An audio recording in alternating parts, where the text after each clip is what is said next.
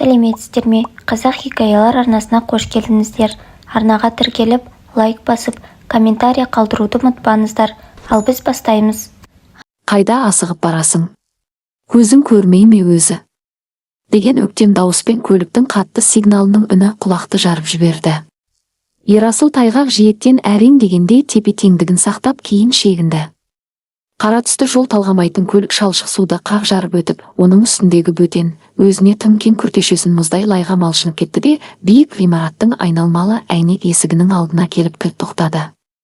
Қарашайының қара суығы облыс орталығын дымқыл желмен қарып тұрған.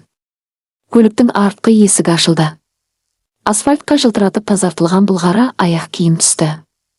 Бұл Арман Төлегенов еді. 2 жыл бұрын дәл осы адам Ерасылдың қолтаңбасын қолдан жасап, екеуіне ортақ құрылыс компаниясының қаржысын сыртқа шығарып, Ерасылды миллиондаған қарыздың астында қалдырған. Арман телефонмен біреуді ашулана ұрсып жатты. Телефонды иығымен қысып ұстап, қымбат кашемир пальтосының өңірін ызалана тартып қойды да, ішкі қалтасынан көлік дабылының кілтін шығарды. Көлік қысқа ғана дыбыс берді. Сол сәтте оның қалтасынан қалың былғары әмиян сырғып түсіп, жаяу жүргіншілер жолының шетіндегі дымқыл жапырақтардың үстіне дыбыссыз дерлік құлады. Арман аяғының астына қарамастан, әйнек есікті итеріп ашып, жарыққа толы кең холға кіріп кетті. Ерасыл орнынан қозғалмай біраз тұрды. Суық жел жағасының астына кіріп, мойнын шымырлатты. Ол бір қадам жасады. Сосын тағы бір қадам жасап, еңкейіп әмиянды алды. Үнемі суықта жүргеннен қатайып, жарылып кеткен саусақтары қалың былғарына сипап тапты. Түйенің терісінен жасалғандай жұмсақ әрі қалың былғарыда әлдекімнің жылуы әлі сақталған еді. Ерасыл әмиянда асықпай ашты. Ішінен 5 мыңдық купюралар біркелкі қырларымен көрініп тұрды.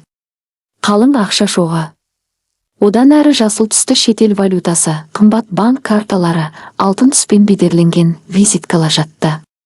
Мұндағы ақшаға 1 жыл бойы жылы бөлме жалдап, ыстық тамақ ішіп, су өткізбейтін дұрыс аяқ киім алып, өзіне адамша өмір сүруге қайта мүмкіндік жасауға болар еді.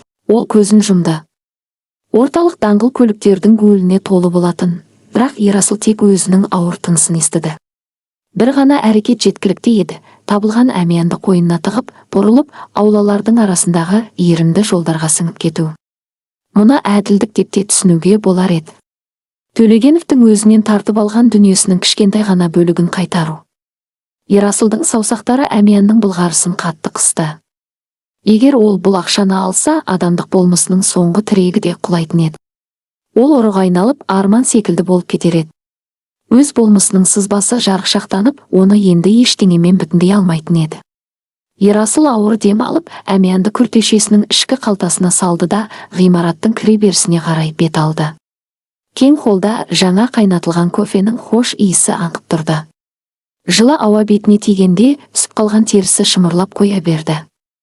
Ерасыл жылтыр гранит еденге аяқ басқан бойда, үстіне тап-тұйнақтай костюм киген күзетші алдынан көлденең тұрды. Артқы есікпен шығыңыз, құрметті мырза. Мұнда жылынатын жер емес. Күзетшінің даусы суық әрі құрғақ шықты. Ол келушінің тозған аяқ киіміне, қалың ағарған сақалына сынай қарап шықты. 25-ші қабатқа деді Ерасыл сабырлы үнмен. Ол көзін тайдырмады. Рұқсатсыз кіруге болмайды. Ғимараттан шығыңыз. Ерасыл әмиянды шығарды да, төбедегі шамның жарығына Арманның аты жөнінің алғашқы әріптері көрінетіндей етіп бұрды. Төлегенов көлігінің жанынан түсіп қалыпты. Өз қолына тапсырамын. Күзетші қабағын түйді. Қымбат заттың лас қолдағы көрінісі оны бір сәтке абдыратып жіберді. Ол жағасындағы рацияның микрофонын аузына жақындатты. Қысқа бірнеше сөз алмасқаннан кейін күзетші үнсіз ғана сол жақтағы шеткі жеделсатына нұсқады. Кабина жоғары қарай дыбыссыз көтерілді. Айнадай қабырғадан көзінің асты көлеңкеленген жүдеу адам көрінді. Ерасыл өзіне тесіле қарады. 2 жыл көше кезген өмір оның бұрынғы өзіне сенімді бас инженердің бейнесін өшіріп тастаған. Қалғаны шығыңқы бет сүйегі мен мұңайған ауыр жанар. Қабылдау бөлмесінде отырған өңі ақшыл, шашы мұқият реттелген хатшы қыз монитордан басында көтермеді. Күте тұрыңыз. Арман Төлегенұлы бос емес. Ерасыл ақ былғары диванға отыра қоймады. Қаптамасын кірлетіп алғысы келмеді. Терезе алдында тікесінен тұрды. Төменде қала макет секілді жайылып жатты. Жағалаудағы анау тұрғын үй кешенін ол Арманмен бірге жобалаған еді. Ерасыл түндер бойы сызба сызатын, ал Арман кабинеттерді жағалап, қажетті рұқсаттарды алатын. Сол кезде екеуі жай ғана үй салып жатқан жоқпыз, өз болашағымызды жасап жатырмыз деп ойлайтын. Қызыл ағаштан жасалған ауыр есіктің ар жағынан аяқ дыбысы естілді. Есік ашылды. Арман өз кабинетінің табалдырығында тұр екен. Пальтосын шешіп қою көк костюммен қалған. Келушіні көргенде бірден тұрып қалды. Ерасыл. Арман есіктің тұтқасын баяу босатты. Қасы жоғары көтерілді. Күзетші бір қаңғыбас әмиян тауып алғанын айтты. Ал бұл сен екенсің ғой. Ол бір қадам шегініп Ерасылға ішке кіруге жол берді. Кабинетінің көлемі адамды басып тастайтындай еді. Үлкен емен үстел, былғары креслолар, қабырғадағы заманауи сурет. Арман өз орнына қарай жүрді, бірақ отырмады. Шыны бөтелкеден минералды су құйып ұзақ ұрттады. Мына кездесуді қарашы. Ол стақанды қойып ернін қисайтты. Өз үлесіңді сұрауға келдің бе? Әлде кіші сызбашы қызметін сұрайсың ба? Кешір, бізде киім үлгісіне талап қатал. Ерасыл үстелге жақындап әмиянды жылтыр бетке қойды. Көлігіңнің жанынан түсіп қалыпты. Арман әмиянға қарады да қайтадан Ерасылға көз тастады. Бірақ затқа қол тигізбеді. Тіпті ішінен ештеңе алмадың ба? Арман тілін тықылдатып басын шайқады. Бұрын қандай аңғал, артық адал адам едің, сол күйіңде қалыпсың.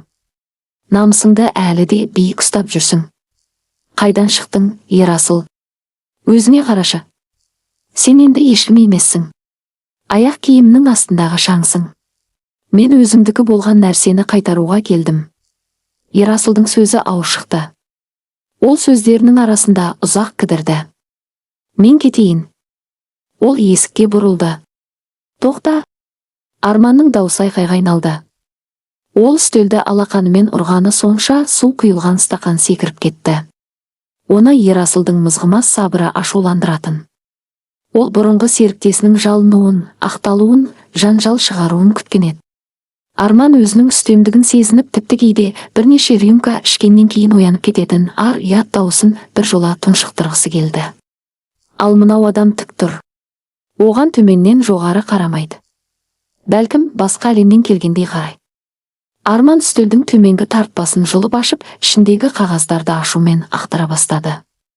Адал адам болып көрінгің келді ме? Деді ол басын көтерместен. Мен саған қазір $1000 беріп қуанамын деп ойладың ба? Олай болмайды. Бәрінен айырылғаның әлсіз болғаныңнан. Бизнес деген соғыс. Ал сен тіпті келісім шартты оқып шығуға еріндің. Ол тартпаның түбінен бір затты алып шығып, үстелге бар күшімен лақтырды. Сарғайған бауға тағылған ауыр кілттер сылдыр етіп ағаш бетімен сырғып барып, шетіне тоқтады. Саған сыйлық. Арман үстелге жұдырығын тіреп ауыр тыныстады. Қарасай деген иен ауыл бар. Қаладан солтүстікке қарай 300 шақырымдай жерде. Ол жерде менің анамның үйі бар. Ол баяғыда қайтыс болған. Үйде әлде қашан шіріп біткен шығар. Анау ауылдың өзі де жоқтың қасы. Бірақ төбесі әлі бар шығар. Ерасыл тот басқан кілттерге үнсіз қарады. Адалдығың үшін беріп тұрған сыйлығым осы, деді Арман мысқылдап. Ала ғой. Жаяу бар. Тірі қалсаң, сонда өмір сүр. Болмаса қоршаудың түбінде өле сал. Маған бәрібір. Мені саған қамқорлық жасағандай сана. Кабинет иесінің көзіндегі көрсетпек болған ашудың астарында өзінің өткеннен қорқу жатты.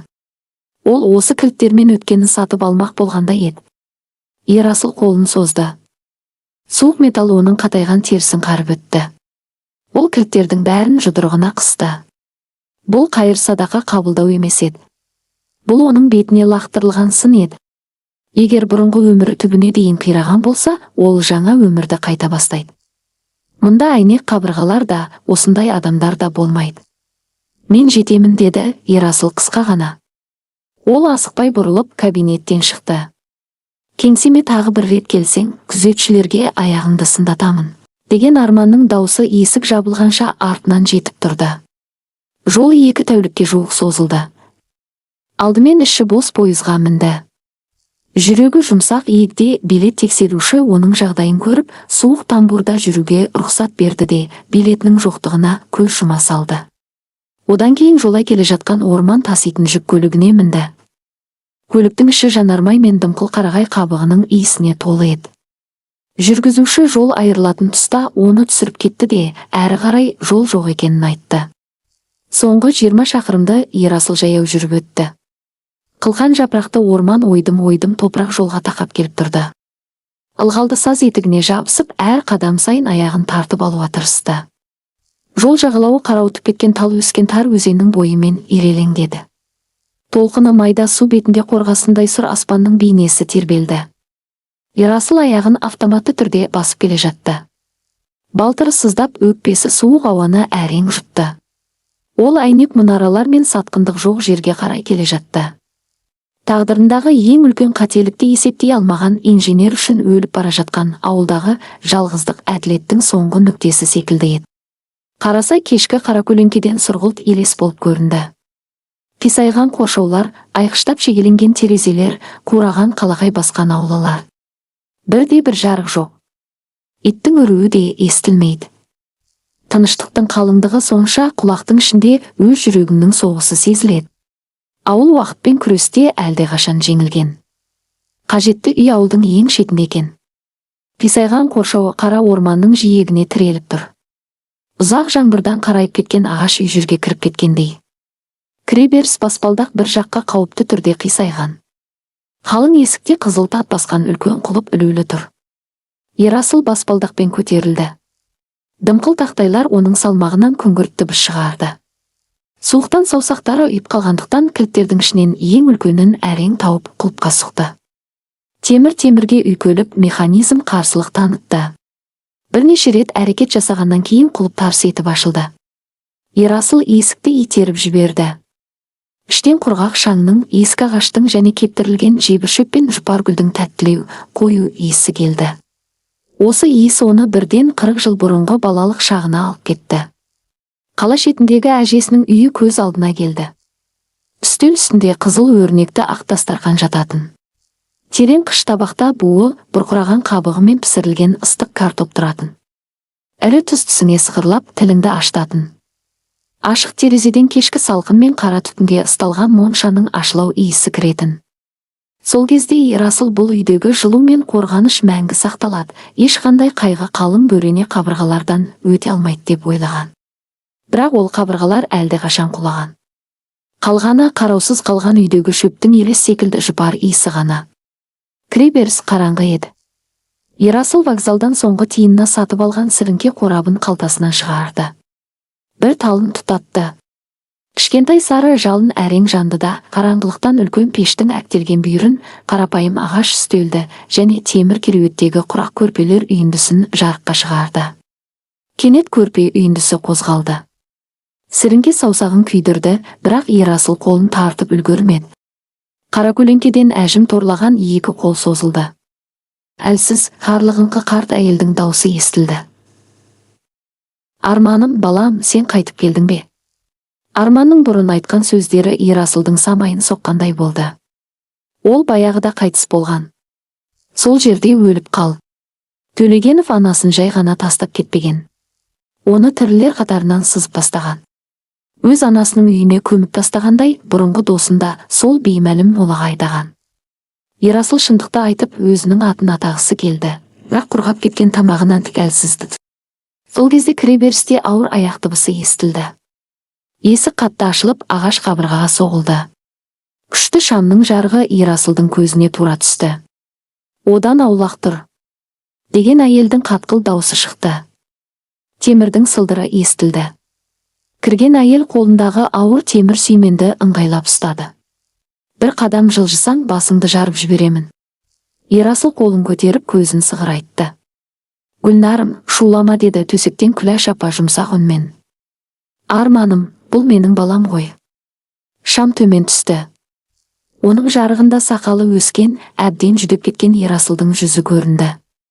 Брезент күртемен ұзын резеңке етік киген әйел табалдырықтан аттады. Көзқарасы ауыр әрі қырағы еді. Өмірде тек өзіне ғана сеніп үйренген адамның жанары.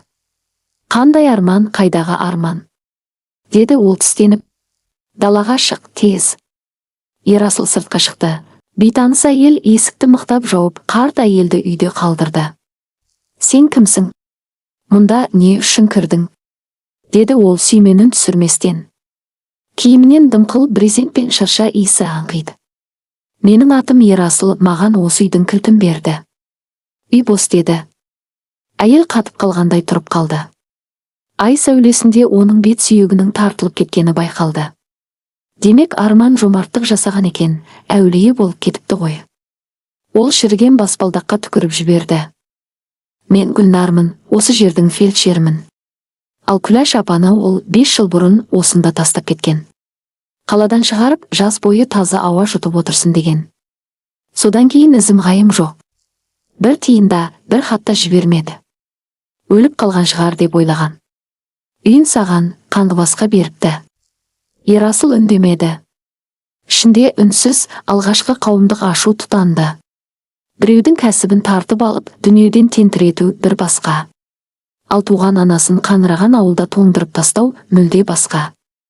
Мені жақсылап тыңда, қала адамы, деді Гүлнар жақындай түсіп. Мен бұл әжейді 4 жылдан бері өз зейнетақымнан асырап келемін. Отын шабамын, жарма келемін. Егер қарызыңнан қашып осында тығылуға, немесе ұрлық жасауға келген болсаң, орманға кіріп, қасқырларға жем болғаның дұрыс. Қартқа зияның тисе, өз қолыммен батпаққа көміп тастаймын.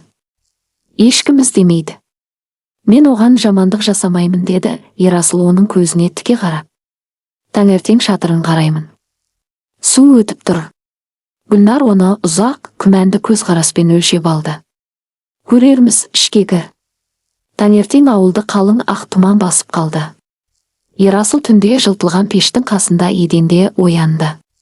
Қатты тақтайдан сүйегі сырқырап, ұзақ жаяу жүргеннен балтыры тартылып қалды. Ол отырып, екі қолымен бетін сипады. Күләш апа әлдеқашан оянып алған екен. Кереуетте отырып, ескі шәлісінің шашақтарын саусағымен сипап отырды. Арман, деді ол ақырын. Отын жоқ қой. Кеше Гүлнар соңғы бір бөренені ғана келді. Ерасыл орнынан тұрды. Кіреберістен сабы жарылған ауыр балта тапты. Үйдің артындағы қисайған бастырманың астында араланбаған қайың ағаштары үйіліп жатыр екен. Ол бір бөренені шығарып, томардың үстіне қойып, бар күшін салып балтасын сілтеді. Балта ағашқа кіріп тұрып қалды. Ерасыл сапты қайта тартып көрді. Үшінші соққыда балта қисайып кетіп, алақанындағы теріні сыпырып алды. Бірақ ол тоқтамады. Ағаштың жарылған дыбысы бос ауылдың үстіне жаңғырып жатты. Бір сағаттан кейін алақаны қан аралас күлбіреген жараға толды. Саусақтарын жазу қиындады. Жарған отыны көп емес еді, бірақ 2 күнге жетер еді. Есік сәл ашылды. Күләш апа қолына буы бұрқыраған сырты жарылған эмаль кружка ұстап сыртқа шықты. Тоңып қалдың ғой, балам. Ол сүйретіле басып аулаға түсті. Ерасыл балтасын томарға соғып кружканы алды. Қарақат жапырағынан жасалған ыстық сусын құрғаған тамағын күйдіріп өтті. Қарт әйел қолын көтеріп, құрғақ саусақтарымен оның бетіндегі терді сүртті. Қалада жүргенде қатты жүдеп кетіпсің ғой, деді ол мейірлене. Ештеңе етпейді. Қазір ботқа пісіріп беремін. Енді үйдесің. Енді бәрі жақсы болады. Ерасыл көзін жұмды. Оның жанасуы жүрегін ауыртты. Ол өзіне тиесілі емес аналық мейірімді қабылдап жатқандай сезінді. Оны туған баласын таптаған адамның орнына қойып, сол жылуды өзі иеленіп тұрған еді. Түстен кейін тұман сейіліп, шірген шатырдың тесіктері анық көрінді. Ерасыл қорадан тығыз шатыр жабындысының бір бөлігін тауып алып, төбеге көтерілді. Инженерлік тәжірибесі іске қосылды. Қай ағаштың әлі салмақ көтере алатынын, қайсының шіріп кеткенін ол бірден ажыратты. Жел құлағын шулатып, оны төмен қарай ұшырып жіберуге тырысты. Ерасыл ауыр балға мен шегелерді қағып, қараңғы түскенше үлгеруге тырысты. Егер түтін шығатын жердің айналасындағы тесіктерді қазір жаппаса, алғашқы қалың қар төбені опырып түсіруі мүмкін. Кеш тез түсті. Күләш апа жылы пештің жанында ерте ұйықтап қалды.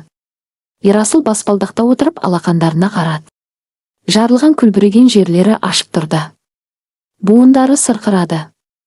Бірақ соңғы 2 жылда алғаш рет оның басында жабысқақ шарасыздық болмады. Тек жұмысын бітірген адамның тыныштығы мен айқын санасы бар еді. Орман жақтан фонардың сәулесі көрінді. Аулаға Гүлнар нық қадаммен кірді. Ол баспалдаққа көтерілмей төменде тоқтады.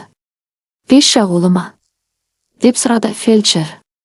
«Әрине, отын жардым, шатырды жаптым». Гүлнар басын изеді. Сосын кең күртесінің ішінен кендір жіппен байланған бір бума қағаз шығарды. Папканы Ерасылдың тізесіне лақтырды. Бұл арзан конверттер еді. Маркасы жоқ, қолмен жазылған мекенжайлары бар. Ерасыл сұраулы көзбен қарады. «Бұл хаттарды мен оның ұлының атынан 3 жылдан бері жазып келемін», деді Гүлнар қатқыл үнмен. «Ай сайын біреуін.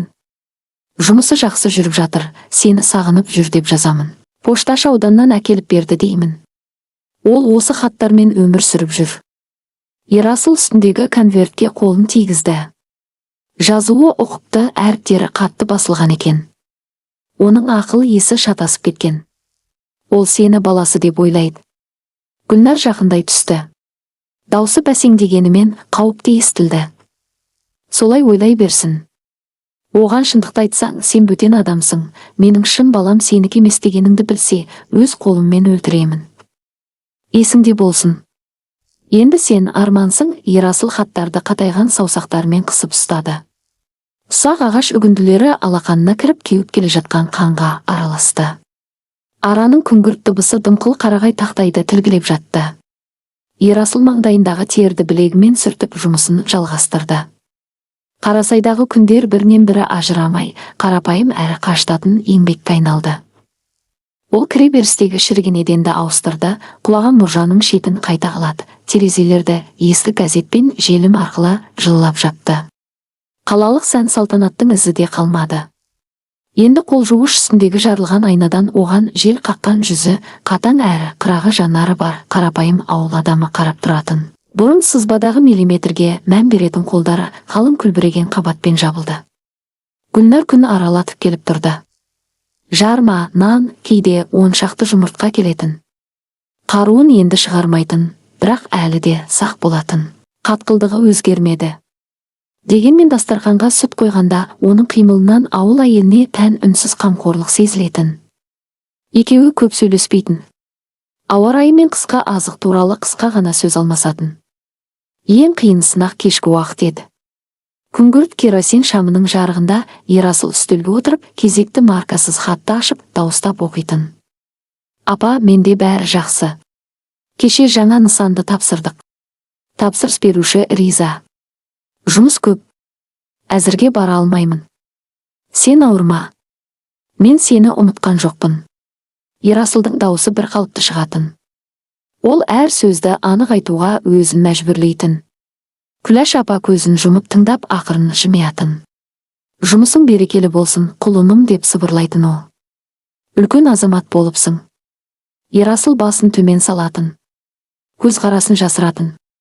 Өтірік оның тамағын іштен тырнап тұрғандай еді. Ол осы нәзік әйелді қаңыраған ауылда қалдырған адамның ойдан шығарылған жетістіктерін оқып отыр. Сондай кештердің бірінде Күләш апа шайдан кейін ұйықтауға жатпады. Ескі сандықты ұзақ ақтарып, нафталин сіңген киімдерді бір шетке сырып отырып, ақыры барқытпен қапталған ескі ауыр фотоальбомды алып шықты. «Мұнда кел, арманым, суреттерді қарайық». Ол жанындағы орындықты алақанымен қақты. Ерасыл отырды. Қалың картон беттер сытырлап ашылды. Шеттері иректелген ақ-қара суреттер. Жас Күләш апа гүлді көйлекпен отыр.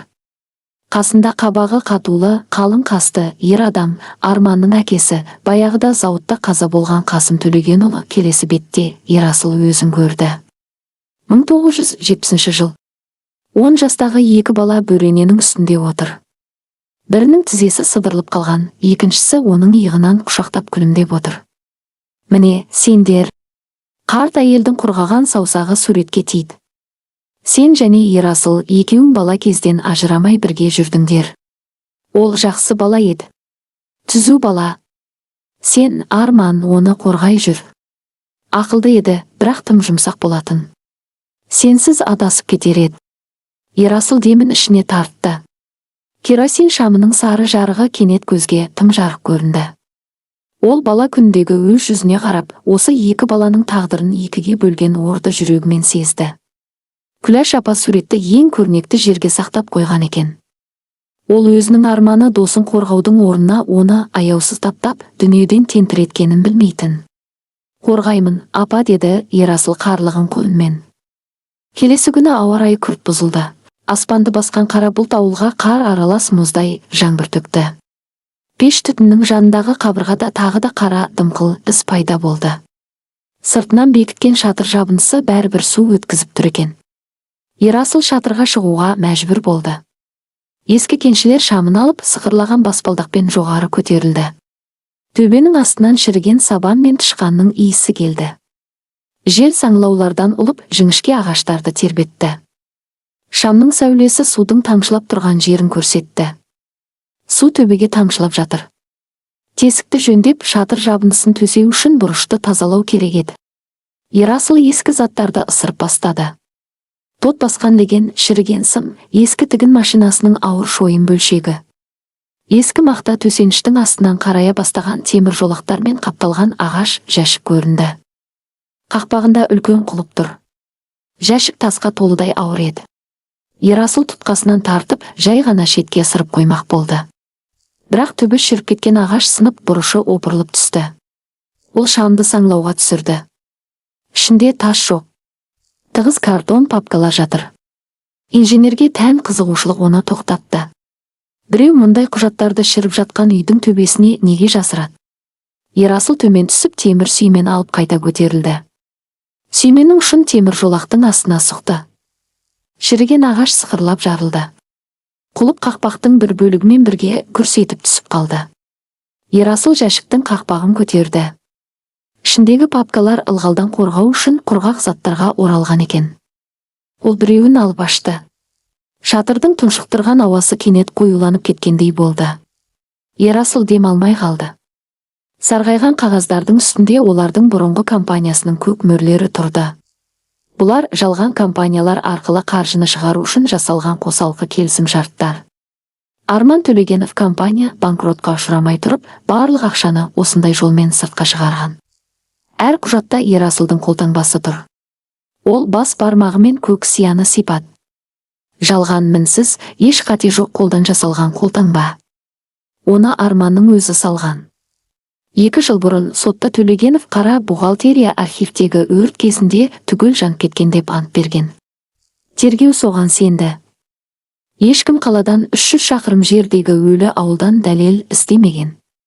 Арман түпнұсқаларды жоюға қорқып, оларды ешкім іздемейтін жерге, өзінің анасының үйіне жасырған екен. Ерасыл келесі папканы ашты. Банк көшірмелері, қолма-қол ақшаны алғаны туралы қолхаттар.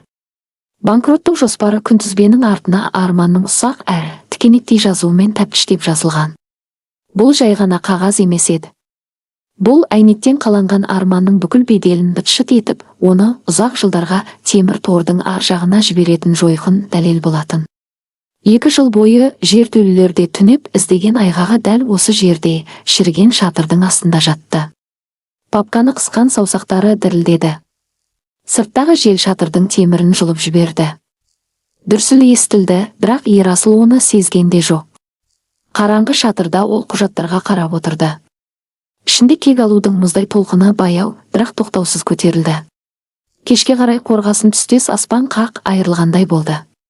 Мұздай жаңбыр қарасайды қабырғалай жауып, соңғы шіріген жапырақтарды жұлып әкетті. Жел пештің мұржасында ызыңдап көзге көрінбейтін алып отты үрлеп тұрғандай болды. Үйдің іші ауыр әрі тұншықтырған ыстыққа толды. Күләш апа темір кереуетте дөңбекшіп жатты. Тынысы сырылға айналып, әр демі қорқынышты ысқырықпен шықты. Беті қызудан қарақошқыл тартып кеткен. Гүлнар кереуеттің шетінде отырып, қарт әйелдің құрғаған табанын дәрімен уқалап жатты. Фельдшердің маңдайы терге малынған. Ол бос ампуланы шетке сырып, қолын шалбарына сүртті. Дәрі әсер етпей жатыр. Гүлнар Ерасылға қарады. Көзінде үнсіз қасірет тұрды. Өкпесі қабынған. Әжейдің хәлі нашар. Таңға жетпеуі мүмкін. Ерасыл терезе алдында тұрды. Шыны дауылдың соққысынан дірілдеп жатты. Күртешесінің қалтасында шатырдан тапқан құжаттар бар. Бірақ дәл қазір ол қағаздардың ешқандай мәні жоқ еді. Әділет қызуды түсіре алмайды. Не керек? Деді ол қысқа ғана. Ауданға жеткізу керек. Жансақтау бөліміне оттегі мен күшті дәрілер қажет. Бірақ оған дейін 40 шақырымдай бар. Топырақ жолды жаңбыр езгіге айналдырды. Менің көлігіммен ауыл шетінен әрі өте алмаймыз. Байланыс бар ма? Гүлнар басын шайқады. Өткен дауылда сымдар үзілген. Қарасудың ар жағындағы орманшының бекетінде рация бар. Орман ішімен 5 шақырымдай. Сол арқылы қаламен байланысады. Ерасыл үндеместен киім ілгішке барып, дымқыл күртешесін киді, басына тоқылған бөркін басты. Орман оны қою қараңғылықпен және бетке ұратын дымқыл бұтақтармен қарсы алды. Аяғы тобыққа дейін шіріген қылқан жапырақтардың ішіне батты. Жаңбыр киімін бірден сулап жіберді. Су жағасынан төмен қарай мұздай тамшылар болып ақты. Ерасыл тек сарқыраған бұлақтың шуына бағдарланып алға жүрді. Саусақтары сезімсізденіп бара жатты. Бір сәтке оның есіне бала кезіндегі наурыз айының бір күні түсті. Әкесі Серікпен бірге қысқы балық аулауға барған кезі. Аяқ астындағы мұз сықырлап жарылып, термостың қақпағында аскөк қосылған ыстық тауық сорпасы бар еді. Сол сорпа екеуін жылытып бойына жан бітіретін. Қазір ондай жылу жоқ. Тек тесіп өтетін суық пен өлім аузындағы әйел туралы ой бар. Орманшының бекеті тұман арасынан терезесі сары төртбұрыш болып көрінді. Ерасыл есікті жұдырығымен ұра бастады. Іштен ысырма сылдырлады. Табалдырықта қосауыз мылтық асынған мығым ер адам тұрды. Рация, деді Ерасыл демін әрең алып. Адам өлім аузында жатыр. Іші түтінге толы шағын бөлмеде балық аулау торлар мен бос ыдыстардың арасында ауыр әскери рация тұрды. Орманшы тетіктерін ұзақ бұрап, сықырлаған шудың арасынан қалалық кезекші қызметтің жиілігін іздеді. Нөмірін айт, деді ол. Ерасыл Арманның кеңсесінің телефон нөмірін жатқа айтты. Ол бұл сандарды ұмытпаған еді. Бір кезде сол желіні өзі орнатқызған. Телефон ұзақ шырылдады. Ақыры 5-ші қоңырауда әйел даусы естілді. Арман Төлегеновпен жалғаңыз. Бұл өмір мен өлім мәселесі, деді Ерасыл қатқыл үнмен. Динамиктен Арманның сабырлы тынысы естілді. Тыңдап тұрмын. Ерасыл Арманның қолы микрофонды қатты қысып кетті. Сенің анаң өлім аузында, Арман өкпесі қабынған. Таңға жетпеуі мүмкін. Мұнда көлікпен жету мүмкін емес. Жеке клиникадан тікұшақ жібер. Медициналық көлікті ұйымдастыр. Естідің бе? Ар жақта ұзақ үнсіздік орнады. Мұз кесектерінің стақанға тиген сыңғыры естілді. Сен массың ба, қаңғы бас? Деді Арман еш эмоциясыз. Менің анам 5 жыл бұрын қайтыс болған. Оны өз қолыммен жерледім. Арман, олай деме. Деп айқайлады Ерасыл, ол сені күтіп отыр. Мені сен деп ойлайды. Оны құтқар. Мен ізім ғайым жоғаламын. Ант етемін, енді бұл нөмірге қоңырау шалма. Әйтпесе саған тікұшақ емес, қауіпсіздік қызметін жіберемін. Қысқа дыбыстар соңғы үмітті де қиып түсті. Байланыс үзілді. Ерасыл микрофонды үстелге қойды. Ішінде үнсіз қуыс пайда болғандай болды. Арман шектен әлдеқашан асып кеткен еді. Ол туған анасын пайда келмейтін артық дүние сияқты сызып тастаған. Кері жолды Ерасыл әлдеқайда жылдам жүріп өтті.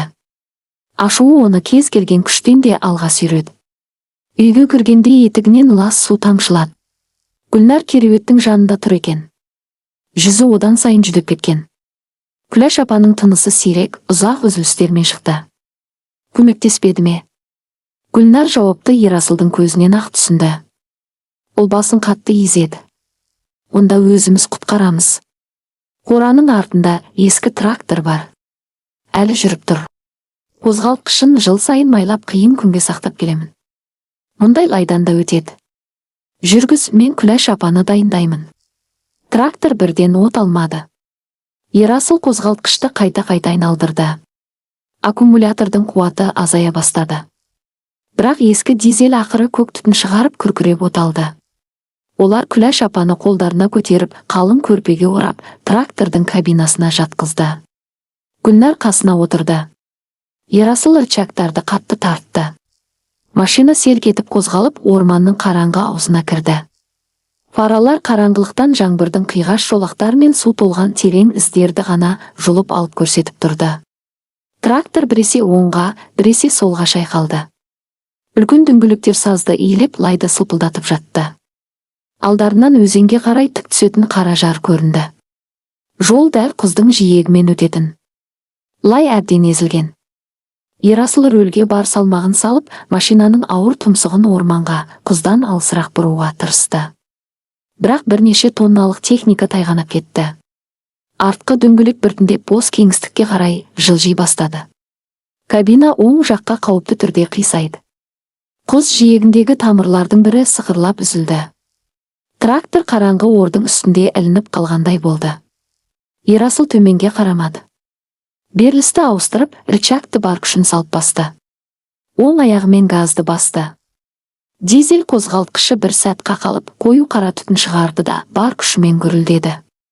Үлкен дөңгелектер айналып, дымқыл сазды жан жаққа шашты. 1 секунд.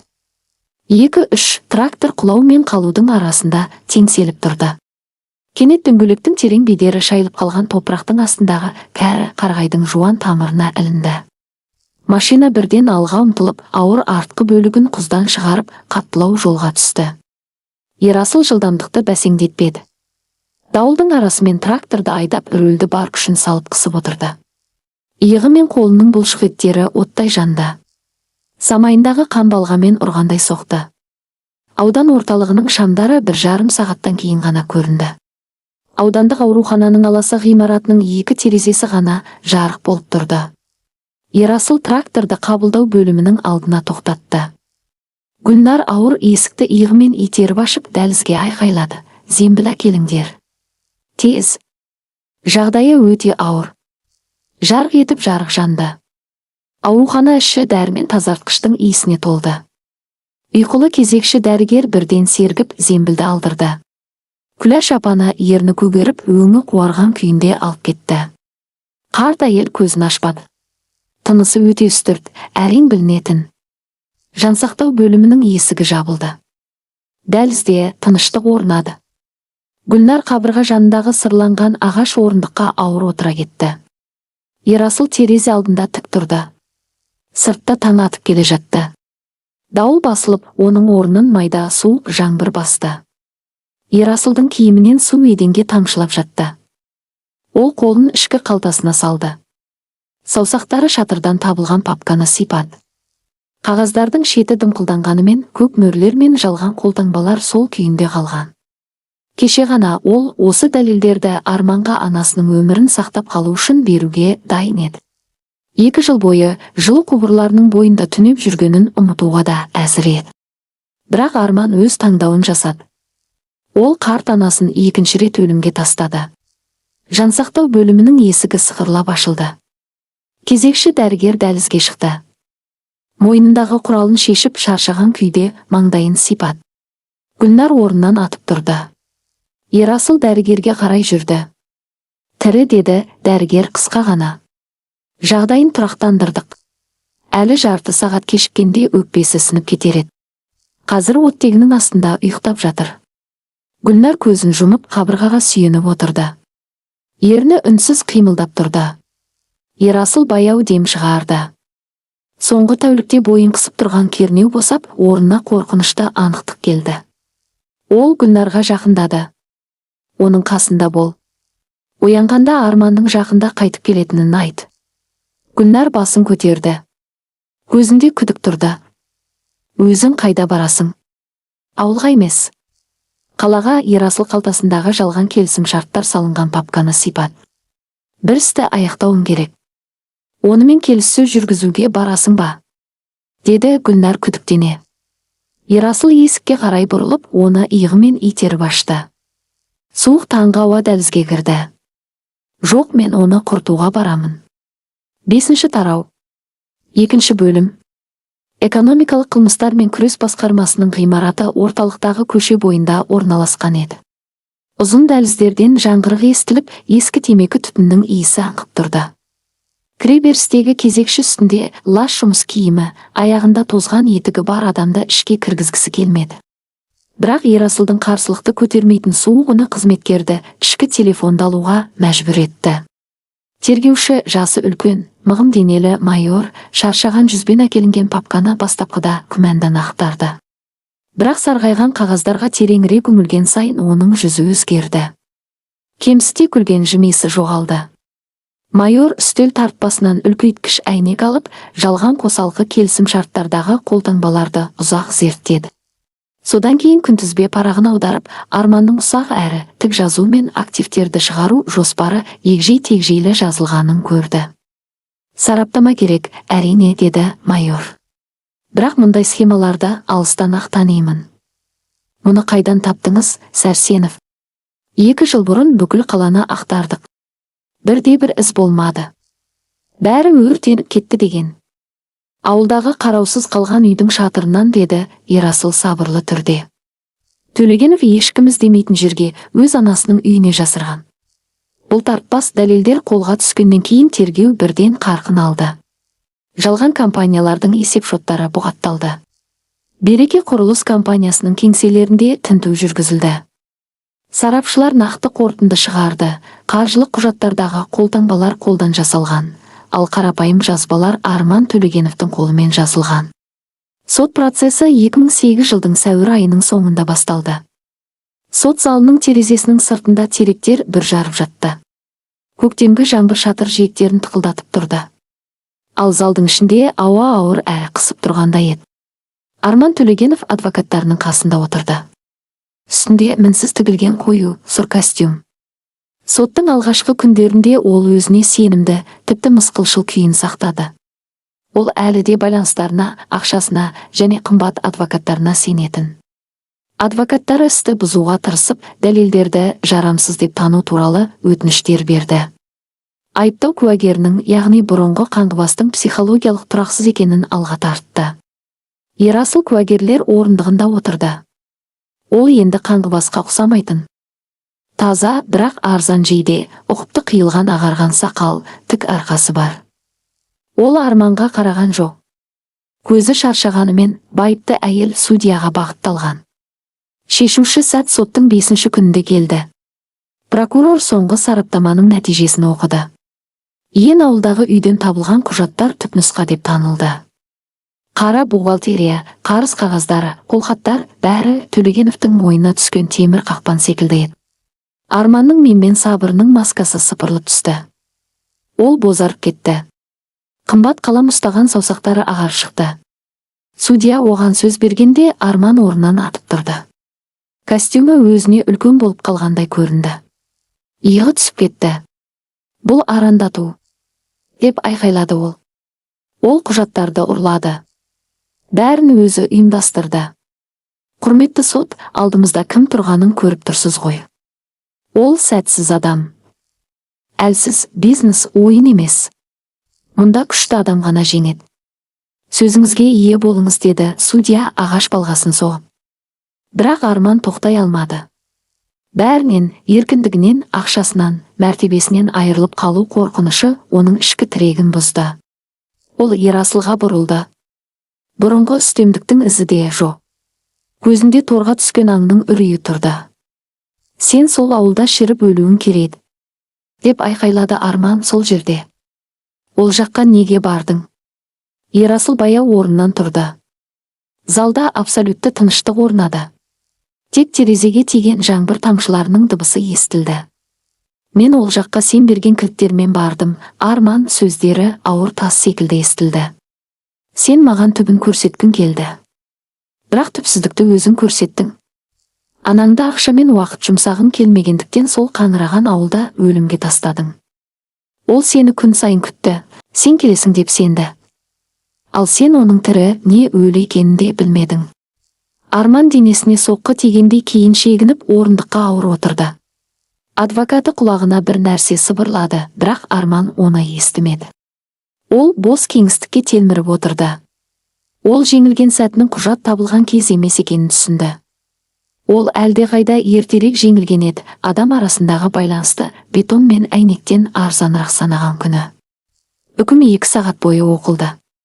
9 жыл қатаң режимдегі түзеу мекемесінде жазасын өтеу, мүлкін толық тәркілеу, есеп шоттарын бұғаттау және мүлік құқықтарын беру жөніндегі мәмілелердің күшін жою. Құқық қорғау қызметкерлері Арманның қолына кісен салғанда ол қарсылық көрсетпеді. Тіпті көрермендер жағына қарамады. Ерасыл сот ғимаратынан шығып баспалдаққа түсті. Көктемгі салқын жел бетіне тиіп, дымқыл асфальт пен көлік түтінінің иісін әкелді. Сот шешімі оның компаниядағы активтерінің өзіне қайтарылатынын білдірді. Қарыздары жойылады. Ол қайтадан бай, еркін әрі аты таза адамға айналды. Жанынан қолшатыр ұстаған адамдар асығып өтіп жатты. Жылтыр көліктер шалшықтарды шашыратып барады. Орталық даңғыл бұрынғыдай у-шу тіршілікке толы. Ерасыл өз қолымен салған, кейін өзін шетке итеріп тастаған бұл қала енді қайтадан оны құшағына алуға дайын тұрғандай еді. Ол гранит баспалдақпен төмен түсті. Басындағы шыны зәулім үйлердің ұшар басына қарады. Қалалық пәтерінің қайтарылған кілті қалтасында жатты. Алдында ауқатты әрі тыныш өмір тұрды. Бірақ бетонды ғимараттардың ортасында тұрып, Ерасыл бір нәрсені анық түсінді. Бұл қала ол үшін өлген еді. Ол көзін жұмды. Даңғылдың шуынан пеш мұржасының гүрілін, кепкен жұпар гүлдің иісін, ескі еденнің сықырын естігендей болды. Қайсар мінезді фельдшер Гүлнардың көзқарасымен Күләш апаның әлсіз жылы алақанын есіне алды. Қазір ол жансақтаудан кейін ұзақ уақыт оңалу керек. Ерасыл бұрынғы пәтеріне барды. Есіктен кіргенде қымбат жылтырлатқышпен былғары жиһаздың иісі сезілді. Кең дәлізде тоқтап қалды. Мыңдаған теңгеге емес, миллиондарға бағаланатын заттардың бәрі көз алдында тұрды. Бірақ оның бәрі жансыз еді. 2008 жылдың мамырында қаланың сыртында көктемгі жасыл желек жайқалып тұрған. Күн сәулесі шыны ғимараттардан шағылысып көзді қаратпайды. Ал осы сәнді үйдің ішінде уақыт тоқтап қалғандай еді. Ерасыл қонақ бөлмеге кірді. Аяғындағы ескі етігін шешпеді. Ағаш еден әр қадамынан күңгірт дыбыс шығарды. Қабырғада үлкен теледидар, бұрышта қара ағаштан жасалған бар тұрды. Мұның бәрі миллиондаған ақшаға алынған. Енді бәрі заң жүзінде Ерасылға қайтарылған. Телефон қалтасында бірнеше рет дірілдеді. Ерасыл арзан батырмалы телефонды шығарды. Экранда бұрынғы серіктесінің аты көрінді. 2 жыл бұрын ол Арманның жағына өтіп кеткен. Енді биліктің ауысқанын сезіп, таңнан бері қайта-қайта қоңырау шалып жатыр. Ерасыл қоңырауды тоқтатты. Телефонның қақпағын ашып, батареясын алып, нөмір сақталған картаны да шығарып, әйнек үстелге қойды. Сол сәтте бала күндегі жазғы бір күн есіне түсті. Атасының Қарасайдағы қорасы. Күнге қызған ағаш, машина майы мен қарағай шайырының иісі. Нұрғали атасы май сіңген шүберектің ішінен ескі қол бұрғысын шығаратын. Темір сабы иілген, ағаш тұтқасы бірнеше ұрпақтың қолынан жылтырап кеткен. Қарашы Ерасыл дейтін атасы құралға бар күшін салып. Мұнда артық бөлшек жоқ. Сынатын жері де аз. Нағыз жұмыста артық әшекейдің керегі жоқ. Ең бастысы мықты болуы. Ерасыл сәнді дизайнер жасаған қонақ бөлменің мінсіз сызықтарына қарады. Бұл пәтер, бұл қала, бұл телефон қоңырауларының бәрі жалған еді. Қорқыныш пен пайдаға сүйеніп құрылған әлсіз тіректер секілді. Адамдар арасындағы қарым-қатынаста берік тірек болмады. Ол қалтасынан ауыр кілттерді шығарып, бөлшектелген телефонның қасына үстелге қойды. Металл әйнекке тигенде сыңғыр етті. Бұл дыбыс соңғы нүкте болды. Қала артта қалды. Ол жазылып келе жатқан жараның құрғаған қабыршағы секілді өзінен өзі ажырап түскендей. Ерасылдың енді қайтатын жері бар еді. Солтүстікке қарайғы жол 5 сағатқа созылды. Енді ол кеше ғана қолынан сатып алған мықты толық жетекті көлікті өзі жүргізіп келе жатты. Артқы орындықтар алынып тасталған. Іші шегеге толы қораптар, су өтпейтін жабын орамдары, жақсы ағаш шеберінің құралдары және дәрі-дәрмек қораптарына толы еді. Қарасай оны еріген дымқыл топырақтың иісімен және жалғыз түтін шыққан мұржаның түтінімен қарсы алды. Күләш апаның үйінің жанында күрекке сүйеніп Гүлнар тұр екен. Үстінде бұрынғыдай өңі кеткен күртесі, аяғында қалың саз балшық. Қозғалтқыштың гүрілін естігенде ол бойын тіктеп, қолын маңдайына көлеңке жасап, көктемгі төмен күнге қарады. Ерасыл қозғалтқышты өшірді. Есік тарс жабылды. Ол қоршауға жақындады. Гүлнар оның мойнына ұмтылған жоқ. Жаңа көлікке, таза қалалық күрте киген Ерасылға үнсіз қарап тұрды. Ерні қатты жымқырылған. Оның жанарында қала инженері қоштасуға ғана келген шығар деген дайындық бар еді. «Не ұмыттың?» деді ол құрғақ үнмен. Бірақ күрек сабын ұстаған саусақтары қобалжудан ағарып кеткен. «Үйге қайттым» деді Ерасыл, ол қақпаны ашып әйелге жақындады. Гүлнардың киімінен топырақ пен ашы қарағай иісі шығатын. «Сүруге көмектесесің бе? Мына қораптарда сенің фельдшерлік пунктіне дәрі, шприц, жүйе, қысым өлшейтін құралдар бар». Гүлнар баяу дем алды. Күрегін жерге қойды. Оның қатқыл жүзі жұмсарып, иығы босады. «Құралды әкелдің бе?» деді ол мұрнын тартып, көзіндегі жас жылтырын жасыру үшін теріс қарап. Көрші үйдегі Күләш апаның кіре берісі де шөгіп барады. «Менің белім темір емес қой, оны жалғыз өзім көтеріп жүре алмаймын». Олар махаббат туралы биік сөздер айтқан жоқ. Олардың сезімі бірге кескен ағаштың көлемімен, жөнделген шатырмен, қысқа жиналған азықтың мөлшерімен өлшенді. Келесі күні өлі тыныштықты ауыр техниканың гүрілі бұзды. Ерасыл өмірінің соңына дейін орман ішінде тығылып өткізуді ойламаған. 2 жыл қорлықта қысылған инженерлік қабілеті енді бар күшпен қайта ашылды. Сот арқылы қайтарылған ақшасының бір бөлігін балалар үйіне аударды. Қалғанын жерге салды. Аудан әкімдігінен көрші қараусыз қалған үйлердің жерлерін сатып алды. Аудан орталығынан 2 ағаш ұстасы бригадасын жалдады. Грейдер әкеліп, бір апта ішінде лайға айналған жолды тегістеп, ауылдан негізгі жолға дейін жаңа жол төседі. Ауа жаңа кесілген ағаштың жұпар иісіне толды. Ерасыл жұмысшылармен бірге еңбек етті. Шатырдың көлбеу бұрыштарын қайта есептеп, ауыр дымқыл қар стропилаларды сындырмайтындай етіп жасады. Ауыр сүргі оның қолында тақтайдың үстімен сырғанап, әр қозғалысында ол өз бойындағы қаланың шаңын, шаршауын және сатқындықтың ащысын қырып тастағандай болды. Маусым айында ауыл жиын өтті. Жұмысшылар мен жазға қайтып келген 5 қария қатысты. Сол жиында ауылдың аты ресми түрде өзгертілді. Ескі шіріген қарасай тақтайшасы алынып тасталды. Ауылдың кіреберісіне жаңа, бояуы аңқыған Ақбұлақ деген белгі қойылды. Жылы шілде кештерінің бірінде Ерасылдың үйіне иығы бүкір, үстіне біреуден қалған ескі пиджак киген қарт келді. Бұл Сапар ақсақалы еді. Ол 10 жыл бұрын балалармен қалаға көшіп кеткен. «Естіп едім, мұнда өмірді қайта бастап жатыр екенсіңдер» деді ол. Сапар жаңа баспалдақтың берік сүйенішін қолымен сипады. Жөнделген үйлердің жарық терезелеріне ұзақ қарады. Балаларын пәтерден қуып шығатын болды. Қарт адаммен бірге тұру оларға қиын. «Келінім қырын қарайды, немерелерім де өсіп кетті. Өзімнің үйіме бір қарап кетейін деп келдім. Бірақ мұнда төбесі де жоқ екен. Туған жерімде шіріп бітіпті». Ерасыл оған ыстық шай мен бал жағылған нан әкеліп берді. «Үйдің қираған жерін тазалаймыз, Сапар ақсақал. Ағашын сатып алдым. Келесі аптада іргетасын құямыз. Күзге дейін үйіңіздің шатырын жабамыз. Жаңа пеште саламыз. Қаласыз ба?» Қарт дірілдеген қолымен кружканы алып, бір ұрттап, ернін күйдіріп алды.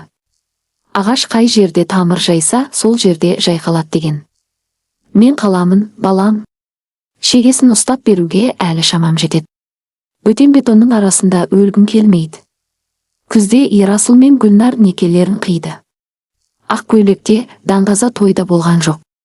Екеуі аудан орталығына барып, ахат бөлімінде қалың кітапқа қол қойды да, кешке үйге келіп пеш жақты.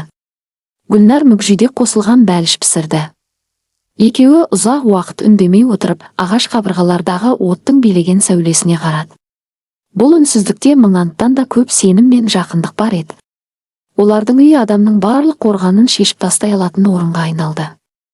Күләш апаны қала сыртындағы қарағайлы жерде орналасқан жақсы жеке күтім орталығына көшірді. Жарық әрі кең бөлме, тәулік бойы күтім, әлсіз жүрегін қолдайтын ем-дом.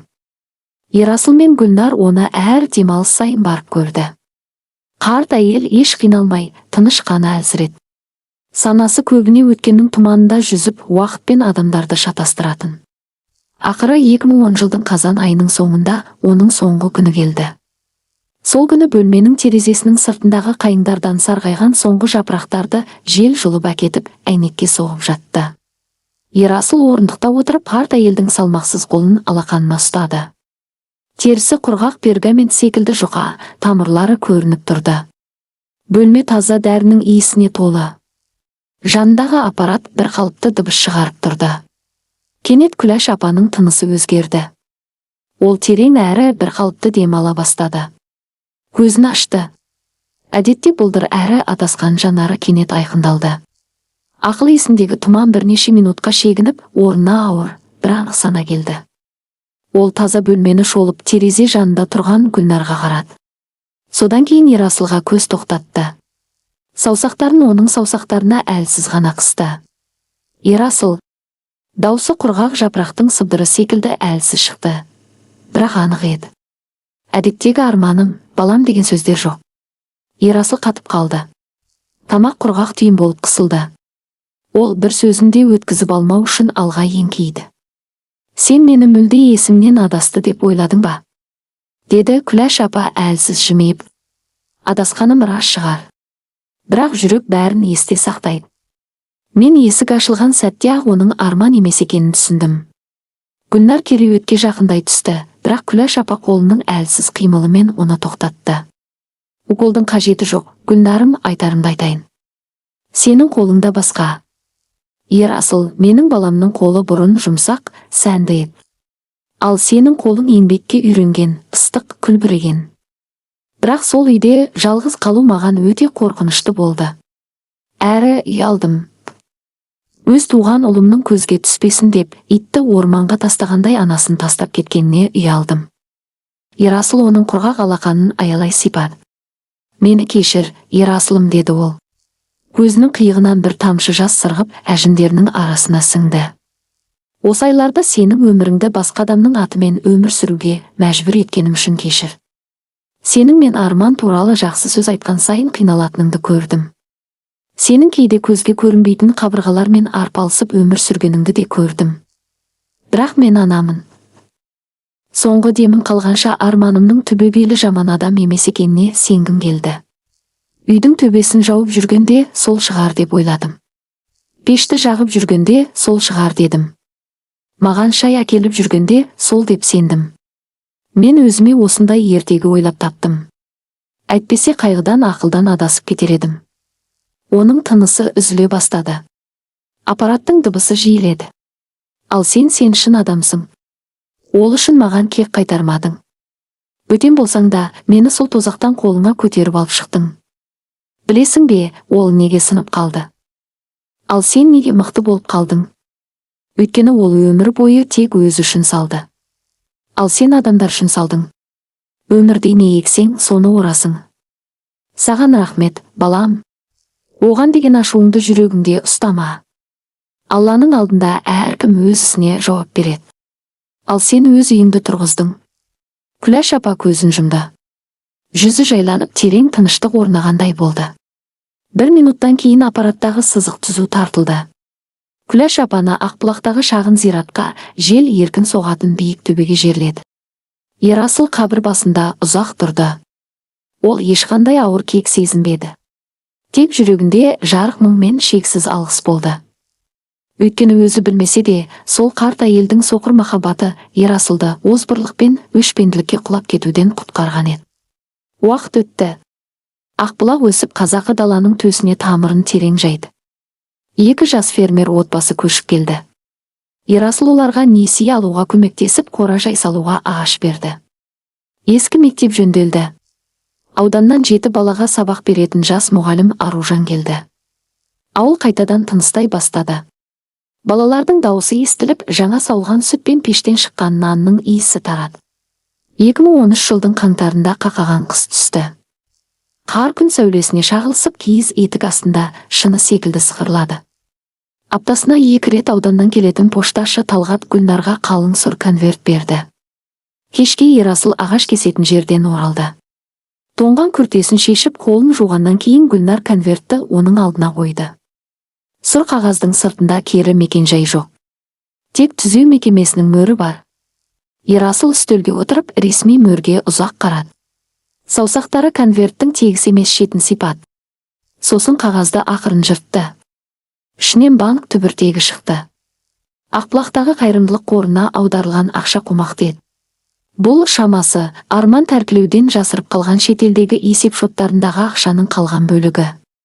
Артынша екі бүктелген торкөз дәптер параға түсті. Ерасыл оны жайып оқыды. Жазуы ұсақ, дірілдеген, мазасыз еді. Бұрынғы өзіне сенімді адамның батыл жазуынан ештеңе қалмаған. Парақта екі-ақ жол бар еді. Адамға артында не қалатынын ойлауға мұнда уақыт тым көп екен. Арман. Ерасыл хатты түбіртектің қасына қойды. Үйде жайлы тыныштық орнады. Пештің оты бір қалыпты гүрілдеп тұр. Қабырғадағы сағаттың маятнигі баяу тербеледі. Гүлнар артынан келіп ыстық алақандарын оның иығына қойып, бұлшық еттерін ақырын уқалады. Хатты оқып шықты. Оны кешіресің бе? Деп сұрады ол ақырын. Даусында айыптау да, үміт те жоқ. Тек күйеуінің жүрегінде не болып жатқанын білгісі келді. Оны кешірмеу менің қолымда емес, Гүлнар оны соттау да менің ісім емес. Ерасыл оның қолын өз қолымен жауып, бас бармағымен саусақтарының буынын сипады. Заң алдында жазасын алды. Ал ар-ұят тұрғысынан қарағанда, оның жібергені адамның ішінде адамдықтың әлі толық өлмегенін білдіреді. Адамның жаны асфальт астындағы өскін секілді. Егер оны түгел бетонмен басып тастамаса, жарып шығып, жарыққа қарай ұмтылуы мүмкін. Ақшаны қайта жібересің бе, әлде мектепке жұмсаймыз ба? Ерасыл терезеге қарады. Қар басқан даланың ар жағындағы шағын төбеде ескі іргетастың қалдығы көрінді. Баяғыда осы жерде шағын ауыл мешіті болған. Уақыт өте қирап қалған. Күләш апа бала күнде айт мерекесінде сол жерге барғанын жиі айтатын. Жоқ, қайтармаймын деді Ерасыл.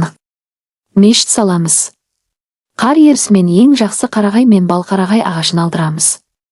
Шеберлерді шақырамыз. Күмбезін алыстан көрінетіндей етеміз. Ол темір тордың ар жағында отыр. Мына азан мен дұға оған қарағанда бізге көбірек қажет шығар. Көктем ерте әрі қар балас келді. Қар 2 апта ішінде еріп қара топырақ ашылды. Ал төбе үстінде құрылыс басталды. Ерасыл шағын ағаш мешіттің жобасын өзі сызды. Институтта үйренгеннің бәрін, кейін өмірден көргенін пайдаланды. Ең жақсы ағаштарды өзі таңдады. Әр бөрененің бір-біріне саңылаусыз орналасуын қадағалады. Ауыл мешітті бүкіл ел болып салды. Сапар ақсақал сырқатына қарамастан күн сайын келіп құралдарды ұстап берді, жастардың жұмысты асығыс істемеуін қадағалады. 1 жылдан кейін қасиетті Рамазан айының соңындағы айт мерекесі қарсаңында Ақбұлақ үстінде жаңа мешіттің азаны әуеледі. Оның үні орманнан асып, өзен үстімен тарап, көне қарағайлардың арасынан өтіп, ашық көктемгі аспанға көтерілді. Ерасыл өз үйінің алдында Гүлнармен қатар тұрды. Екеуі мешіттің күн сәулесіне шағылысқан күмбезіне. Ондаған мұржадан көтерілген көгілдір түтінге және балалардың шат күлкісімен мектептен шығып келе жатқанына қарады. Бір кездері зәулім ғимараттың алдында суық лайдың ішіне түскен сол әмиян Ерасылдың өміріндегі ең үлкен сынақ болып шықты. Арман Төлегенов бұл сынақтан сүрінді. Ол ашкөздікке, қорқынышқа және адамгершіліктен жұрдайлыққа көміліп қалды. Ол досынан бәрін тартып алдым деп ойлады. Бірақ Ерасыл дүниелік дүниенің бәрінен айырылып, сатқындықтың мұздай тозағынан өтіп, ең маңызды нәрсені тапты. Ол ешқандай экономикалық дағдарыс, ешбір сатқындық, ешбір қолтаңба бұза алмайтын берік іргетас тұрғызды. Оның үйі осындай еді. Оның жері осындай еді. Осы жерде адам тағдырларының мықты байланысы арасында жаңа піскен нан мен қарағай тақтайының иісі аңқыған ортада шынайы әрі даусыз әділет салтанат құрды. Бұл қирататын емес, қайта тұрғызатын әділет еді. Қымбатты тыңдармандар, біздің кейіпкерлерімізбен бірге осы қиын, талай сынаққа толы жолды жүріп өтіп, әңгімені соңына дейін тыңдағандарыңызға рахмет. Кейде тағдыр адамға күтпеген сынақтар береді. Сол сынақтар адамның жүрегінің ең түбінде не жатқанын, сыртқы жағдайдың ар жағында қандай адам отырғанын көрсетеді. Сіз қалай ойлайсыз? Арман Төлегенов түзеу мекемесінен жасырын түрде қайырымдылыққа ақша жібергеннен кейін ең болмаса аздаған аяушылыққа лайық па? Әлде мұндай ауыр сатқындықты кеш келген өкінішпен бас бостандығынан айырылуда жуып шай алмай ма? Ал сіз өз өміріңізді аяусыз қиратқан адамның аяғынан қомақты ақша салынған әмиян тауып алсаңыз, алғашқы бірнеше секундта не істер едіңіз? Өзіме тиесілі деп алып қалар ма едіңіз, әлде Ерасыл секілді адалдықты таңдар ма едіңіз? Өз өмірлік тәжірибеңіз бен ойыңызды пікірлерде бөлісіңіздер. Біз сіздердің әрбір ойларыңызды үлкен қызығушылықпен оқимыз. Егер бұл әңгіме жүрегіңізден орын тапса, лайк басып, арнаға жазылып, бейнені жақындарыңызбен бөлісуді ұмытпаңыз. Бұл бізге сіздер үшін әділеттің, адамгершіліктің және өмірдің мәні туралы жаңа, терең әрі жүрекке жететін әңгімелер жасауға үлкен көмек береді. Сіздерге зор денсаулық, көңілдеріңізге жарық, шаңырақтарыңызға жылу, өзара түсіністік пен махаббат тілеймін. Келесі кездескенше